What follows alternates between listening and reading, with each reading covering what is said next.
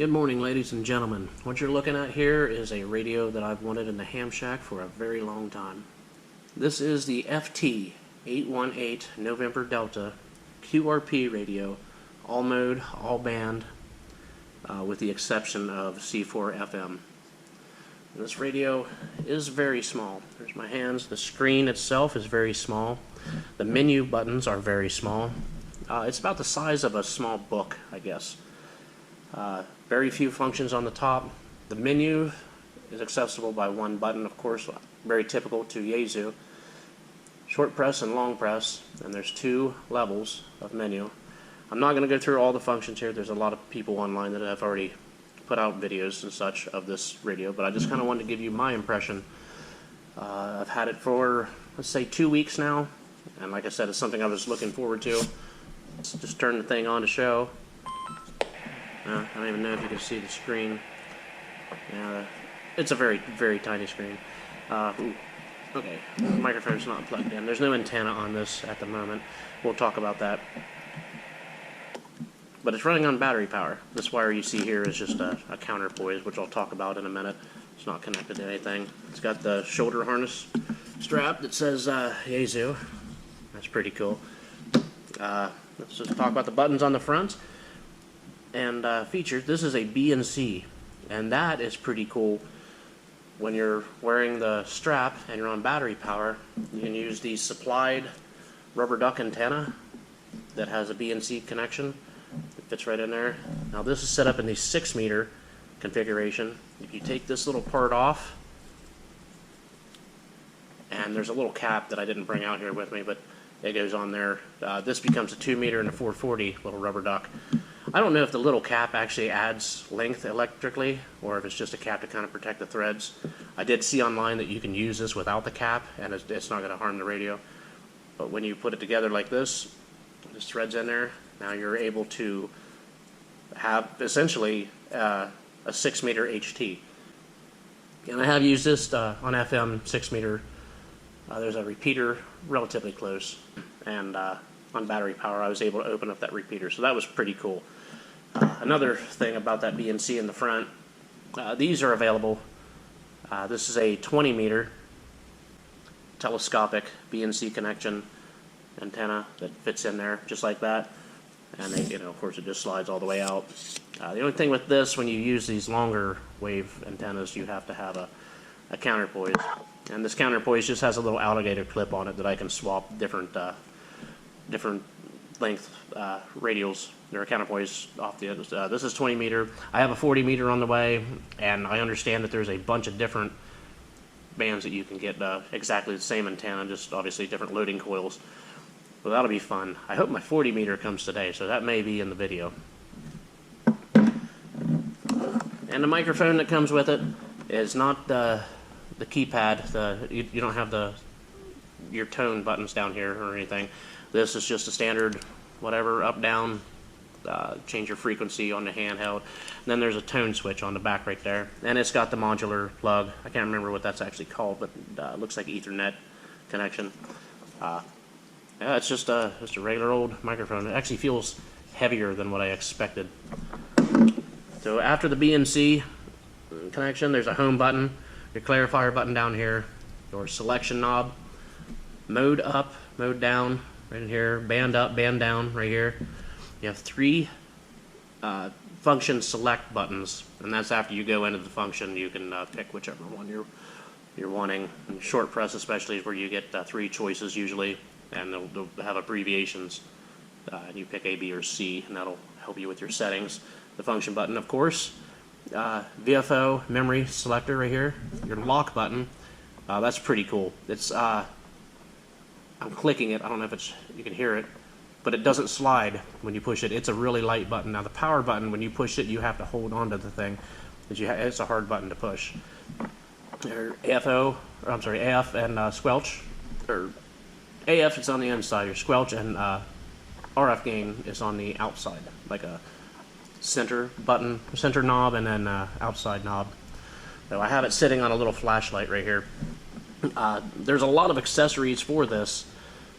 There's rails that protect the front side, so if you were to drop it, you're not going to bang in your buttons. It's got a top firing speaker that's built in, of course. Let's get this guy out of here. On this side, there's nothing other than the bolt-on strap connection there, which is pretty handy. And the back of the radio, just like any other radio, it's got your single SO239 here. There's your accessory data connection over here, your key for CW, and your power input and charging. The cool thing about this, you can run it off of AC with a supplied wall wart. That is the same that is supplied with all my other HTs, my other Yaesu HTs. FT-70, FT-3DR, FT-2DR, and the VX6R. They all have the same exact charging port, so that's pretty cool. And of course the ground plug, which is where I have my counterpoise connected, and it's just got a little alligator clip, like I said, that I can put on different lengths of wire. And you can even use a tape measure to pull out whatever your length is for for whatever band you're on. 20 meters, it was like 12'3", something like that, so that was the length. 40 meters is around 25 feet, I think, of a counterpoise. You don't have to have that when you're using 6 meter and 2 meter, obviously, but when you get into longer bands, you have to have it. And here, this is your lighting is bad, sorry. Your headphone and external speaker jack, and this is your selector switch to choose from. And this, of course, is where the microphone plugs in. And what I meant about the rails, you can see the front side of this thing. If I were to drop it, it could likely damage all this. Your VFO knob is not big. It's I don't even know why they put that button in there, because you can't really keep your finger in it to spin it. Maybe if you use like a stylus or something you could, but obviously I don't need that. This is for fine tuning, and then over here you tune faster. So that kind of helps out for sweeping through the band pretty quick. The most part, this thing is really cool, and can't wait to get out in the woods with it. I've used it a good bit, kind of locally, but we have some camping trips planned, and we're gonna be out there doing that. So those videos will be coming eventually. I know everybody's been asking about a radio video again, so I just haven't bought a radio lately. This thing is pretty cool, though. Well, this is the tuner that I use when I'm using long wires or dipoles, if they need to be tuned or whatever, which I always kind of keep it with me anyway. This is a battery-operated tuner. It's a Z817 auto tuner by LDG. They're very common. They're relatively inexpensive, and they're a one-button kind of thing. It'll either tune it or it won't. The back, it came with the patch cable, the data cable, I mean, and I had to supply my own SO239 to connect into the back of this radio. And of course, this is the antenna out up here. Something I did not know, and I feel kind of silly. When I first got this, I tried to use it, and it wasn't going. Nothing was happening. I played with the settings in here, which there is a setting you have to change inside to use this. It's your cat rate, I think, or your baud rate. I can't remember. You have to change it from whatever it's set in here to just one little setting. And I did that, and it still wasn't working, and I couldn't figure out what was going on. So I didn't transmit. I just kind of tuned around and listened, and checked all different stuff. And what it came to be is that there was no batteries in the thing. It takes, I think it takes 2 double A's, and I, for whatever reason, didn't realize that. And of course, I opened it up and saw the battery tray was empty. Put batteries in it, and lo and behold, the thing worked great. It does tune up pretty good, and this has the latching tuning stuff in there, so it doesn't have to have power. Once it tunes, and it holds itself there, and it has a buttload of memories. I don't remember how many crazy memories it has, but there's a whole bunch of them in there. Now it comes with, this one came with this battery tray inside of it. It takes 8 double A's, I think. 1, 2, 3, yeah, 8 double A's. It is also supplied with a rechargeable pack similar to this. It has like a shrink wrap over top of it. So I took this one out and I put the rechargeable one in, and charging was a thing. That was it's different. You have to tell it you want to charge instead of just plugging in and thinking it's working, because when you plug in, it kind of thinks you just want to run off supplied power.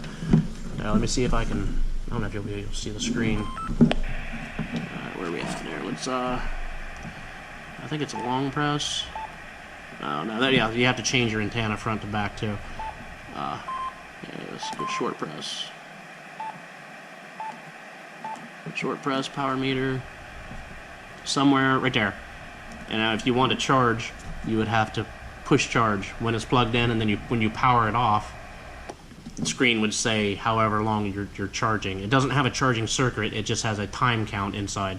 So it's I think it's a 10-hour, 8-hour, and a 6-hour charge. When you first get it, they say you're supposed to do a 10-hour charge on it, or if you haven't used it for a while, you do a 10-hour charge. Typically, or if you run the battery dead, I mean, I just do like an 8-hour charge, and that's what works for me. 6-hour charge if I only use it a little bit, which I've kind of been doing, but there is a battery meter you can see down in the corner, and it's all turn on and turn off stuff. So, very, very small radio, very limited features. It is digital setup, so you can do PSK and RIDI if you have an external sound card. It does not have a sound card built in it, so you have to have one of those. And it's super light. The cables are light. I'm building a Go kit. That'll be in the future somewhere. And looking forward to get out and get on the air with the bad boy. I did miss field day, so. I guess, or not field day, it was Parks on the Air. The last Parks on the Air they did, I missed that one, so maybe the next one. So who knows, or maybe a QSO party or something like that. Anyway, I know this video is kind of cobbled together, and my videos have been sparse. Some family issues going on with health and such that's kind of been taking up a lot of time. So, forgive me. I hope this is somewhat interesting to you. If you're on the fence about buying one of these things, I think it was around $700, and of course I'm sinking money into all the accessories and such. I think this might have been 50 or 60 bucks. The antennas are about 50 bucks. The rails themselves are probably $50. Other antennas that I'm going to buy on this, in-fed antennas, is something I'm really looking forward to playing with. Hopefully within a few weeks, and doing PSK and such out in the woods sounds kind of cool too, along with QRP phone contacts. So anyway, that's what's happening here on my side of the YouTube world, and hope everybody's doing good. So if you haven't already, please consider subscribing and stay tuned, because there's going to be a good bit more videos coming up eventually regarding ham radio and camping and such. So, well, that's it for today. Thanks for watching, and as always, have a good one.